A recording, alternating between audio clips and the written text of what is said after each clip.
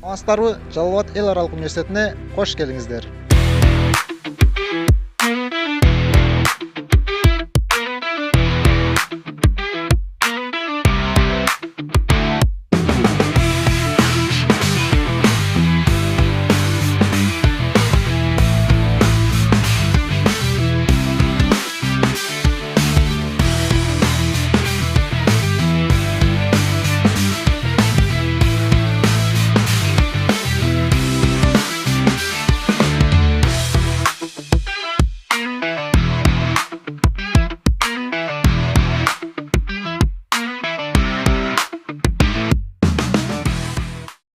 Это наш компьютерный кабинет. Этот кабинет оснащен высокоскоростным интернетом и современным оборудованием. Все для программирования, графики и IT-исследований. Конференц-зал. Здесь проходят научные конференции, мастер-классы и встречи с экспертами мирового уровня.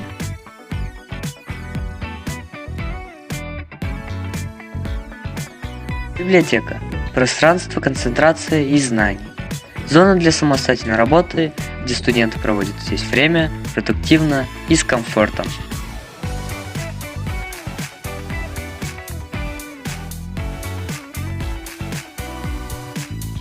В актовом зале раскрывается творческий потенциал студентов.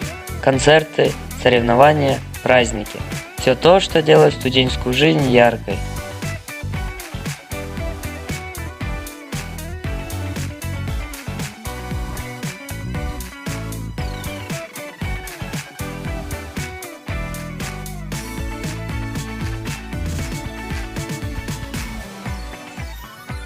Спортплощадки. Здесь студенты не только учатся, но и проводят время активно. Спорт, движение и хорошее настроение каждый день.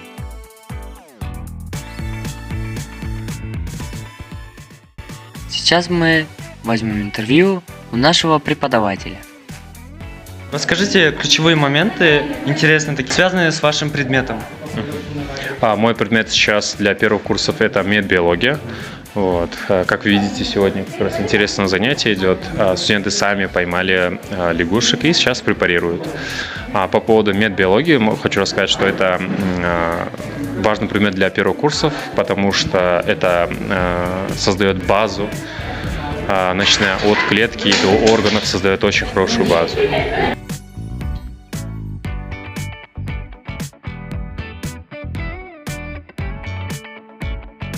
Ну и, конечно, не забудем взять интервью нашего декана.